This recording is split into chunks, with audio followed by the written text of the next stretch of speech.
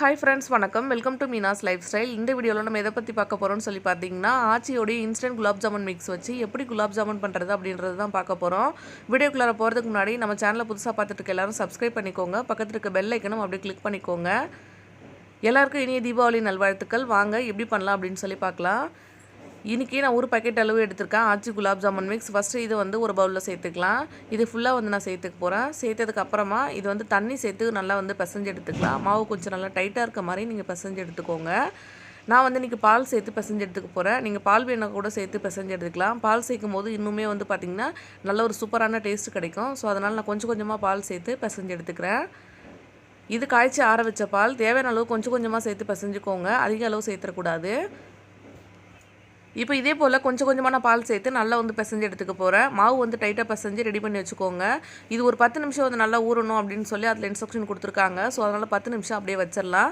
இந்த கேப்பில் நம்ம வந்து சக்கரை பாகு எப்படி ரெடி பண்ணுறது அப்படின்றத பார்த்துடலாம். மாவு பாருங்கள் ரெடியாக இருக்குது. இது மூடி போட்டு அப்படியே வச்சுட்டு வாங்க இப்போ பாகு ரெடி பண்ண பார்க்கலாம். 700 கிராம் அளவுக்கு சுகர் எடுத்துக்கணும் அப்படின்னு சொல்லி அதில் போட்டிருக்கு. நானாக பார்த்தீங்கன்னா 500 கிராம் அளவு எடுத்திருக்கேன். இனிப்பு கொஞ்சம் குறைவாக இருந்தால் எனக்கு போதும்.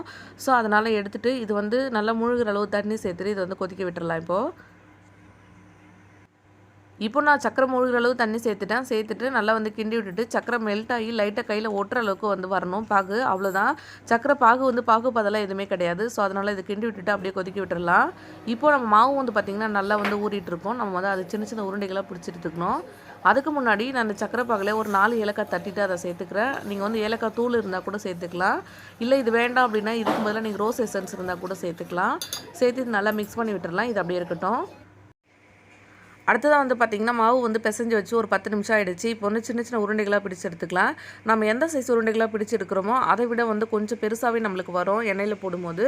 அதுக்கப்புறம் வந்து ஜீராவில் வந்து ஊற வைக்கும் போது இன்னுமே வந்து கொஞ்சம் பெருசாக வரும். ஸோ அதனால் வந்து நீங்கள் சரியான அளவு வந்து பார்த்து குட்டி குட்டியாக வந்து பிடிச்சி எடுத்துட்டிங்க அப்படின்னாலே உங்களுக்கு போதும்.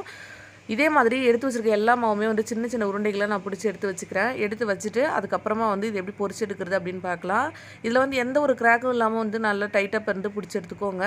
2 கையும் வச்சு இப்போ வந்து உருண்டை உருட்டுறீங்களே, இப்போ வந்து லைட்டாக ஒரு அழுத்தம் கொடுத்து அதுக்கப்புறமா நீங்கள் உருட்டுனீங்க அப்படின்னா ஈஸியாக வந்து உங்களுக்கு உருட்டுறதுக்கு வரும். கொஞ்சம் கூட கிராக் இருக்கவே இருக்காது. லைட்டாக அழுத்தம் கொடுத்து அதுக்கப்புறமா வந்து உருட்டி எடுத்து வச்சுக்கோங்க. இப்போ எல்லாமே ரெடியாக இருக்குது. அடுத்ததாக வந்து பார்த்திங்கன்னா பொரிக்கிறதுக்கு தேவையான அளவுக்கு ஆயில் சேர்த்துக்கோங்க. ஆயில் வந்து ரொம்ப சூடாகிடக்கூடாது. ஓரளவுக்கு சூடான உடனே வந்து நீங்கள் சேர்த்து பொரிக்க ஆரம்பிச்சிடணும். அதிகமான அளவு எண்ணெய் சூடானதுக்கப்புறம் போட்டிங்க அப்படின்னா வெளியில் மட்டும் நல்ல ப்ரௌன் கலர் வந்துடும். உள்ளே வந்து நம்மளுக்கு வேகாமல் இருக்கும். ஸோ அதனால் எண்ணெய் ரொம்ப சூடாகிறதுக்கு முன்னாடி வந்து நான் சேர்த்துக்கிறேன் பாருங்கள். இதே மாதிரி மற்ற ஸ்வீட் செய்கிற மாதிரி வந்து இதை போட்டுட்டு அப்படியே விட்டுறக்கூடாது. இது அப்பப்போ கிண்டி விட்டுட்டே இருக்கணும். கண்டினியூஸாக நீங்கள் கிண்டி விட்டுட்டே இருந்தீங்க அப்படின்னா தான் ஈக்குவலாக எல்லா சைடும் வந்து ஒரே கலரில் இருக்கும். அப்படி இல்லைனா நான் ஒரு இடத்துல வந்து கருகி போன மாதிரி இருக்கும், ஒரு இடத்துல வந்து வேறு மாதிரி கலர் தெரியும். ஸோ அதனால் நான் இதை கண்டினியூஸாக அப்படி வந்து லைட்டாக கிண்டி விட்டுட்டே இருக்கேன். மாவு ஓரளவுக்கு வந்து செட் ஆகிற வரைக்கும் கொஞ்சம் பார்த்து கிண்டிக்கோங்க உடைக்காமல். இப்போ பாருங்கள் அதை விட கொஞ்சம் பெரிய சைஸில் இருக்குது. ஸோ அதனால் குட்டி குட்டி உருண்டைகளாக பிடிச்சிங்க அப்படின்னா உங்களுக்கு சரியாக இருக்கும்.